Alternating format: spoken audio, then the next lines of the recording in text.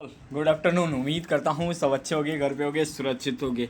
Guys आज मैं पूरे कटाप के ऊपर वीडियोज़ बना रहा हूँ। मैंने 2 सब्जेक्ट के ऑलरेडी अपलोड कर दिया, बीकॉम और बीए। अब ये जो वीडियो है वो पूरा बीए एलएलबी पे बेस है। बीए एलएलबी एक ऐसा इंटीग्रेटेड कोर्स है जो 5 ईयर का है, लोगों को काफ़ी ज़्यादा पसंद है।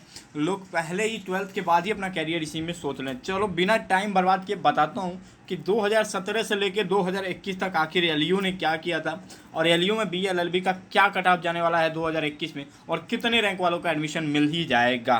तो चलो बिना टाइम बर्बाद किए शुरू करते हैं। सबसे पहले 2017 की बात करता हूँ। 2017 में कह दिया गया था कि जिनके भी जनरल रैंक से किसे 56 रैंक तक है उनके एडमिशन 100% कन्फर्म है, कैंपस में हो जाएगा। और 125 रैंक वाले थोड़ा वेट करिए ओपन रैंक से, और अगर वेटिंग लिस्ट में सीट बचेगी तो आपके भी एडमिशन ले लिए जाएंगे। एज इट इज ओबीसी में आ जाते हैं। सबसे पहले देखो, आप कहा गया था कि अगर आपका 31st रैंक है, 31st रैंक तक है ओबीसी में, तो आप यहाँ पे सेलेक्टेड हो। ठीक है, आपको कुछ नहीं करना है, आप सेलेक्टेड हो, आप काउंसलिंग में करा लो। ठीक है, 65 रैंक तक बोला गया था कि आप थोड़ा वेट करो, बाद में आपको बुलाया जाएगा। 80 रैंक में बोला गया था कि आपका रैंक 24 रैंक है तो आप सेलेक्टेड हो, बाकी अगर सीटें बचती हैं कोई छोड़ता है तो 45 रैंक तक के लोगों को बुलाया जाएगा। As it is same ST category से बात करें तो एसटी में कहा गया था यदि आपका रैंक 2 है और 2 से कम था तो आप आ सकते हो, 2 से ऊपर वाले जितने बचे हैं वो भी आ सकते हो। ठीक है, ये 2017 में कहा गया था बीए एलएलबी में। अब चलो एज इट इज बात कर लेते हैं 2018 में बीए एलएलबी में क्या हुआ। और 2018 में ये हुआ कि कहा गया कि 2018 में 50 रैंक तक आपका है ओपन रैंक से, तो आइए काउंसिल करा लिए, 100% आपका एडमिशन कैंपस में हो जाएगा। ठीक है, वहीं बोला गया कि अगर आपका 31st रैंक तक है तो आइए काउंसलिंग करा लीजिए, 100% हो जाएगा। वहीं एससी से बोला गया कि अब 25 रैंक तक है आपका एससी में तो आइए काउंसलिंग करा लीजिए। वहीं 2 रैंक से है तो बाकी लोगों को क्या किया गया, 125 रैंक तक ओपन रैंक को वेटिंग में रखा गया। ओबीसी में 65 रैंक तक वेटिंग में रखा गया और एससी में 45 रैंक तक वो वेटिंग में रखा गया था और एसटी में 9 रैंक तक वेटिंग में रखा गया। ये आपका 2017 और 2018 का मैंने बता दिया। अब 2019 में क्या हुआ था कि थोड़ा सा यहाँ पे चेंजेस आ गए थे, क्योंकि तब लोगों के अंदर रुझान कुछ ज़्यादा था और एलयू क्या किया था, सेंट्रलाइज एडमिशन पॉलिसी लॉन्च कर दिया था। ठीक है, उस समय 1 से 2 कॉलेजेस पार्टिसिपेट किए थे तो एलयू को एडमिशन लेना था, तो उस समय सबका ओवरऑल रैंक से काउंसलिंग कराने लगा था। तो एलयू ने बोला था आपका रैंक 1 है और 140 के अंदर आते हैं तो आप काउंसलिंग में पार्टिसिपेट करिए।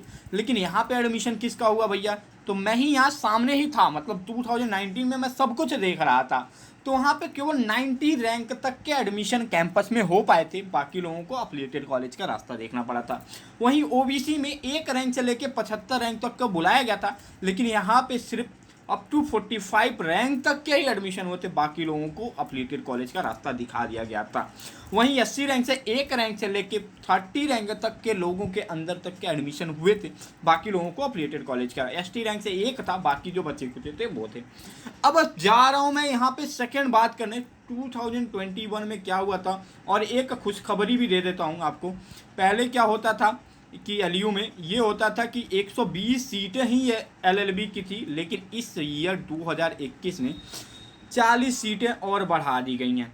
तो इस बार 160 सीटें हैं और 160 सीटों के लिए लगभग 3445 लोगों ने परीक्षा दे के आ गए हैं। ठीक है, अब 3445 लोगों में किसका किसका एडमिशन होगा भैया ये बताओ। चलो सब कुछ छोड़ के मैं बताने जा रहा हूँ आपको किसका किसका एडमिशन होगा।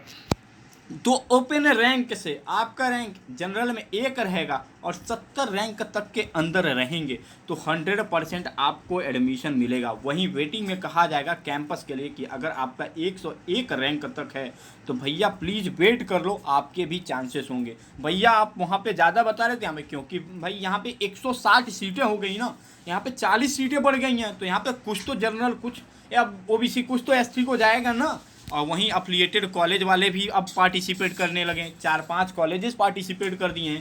तो इसलिए इस बार जिसका 105 से लेकर 1800 तक के रैंक में रहेगा ओपन से, उसको अफिलिएटेड कॉलेज में एडमिशन मिल जाएगा।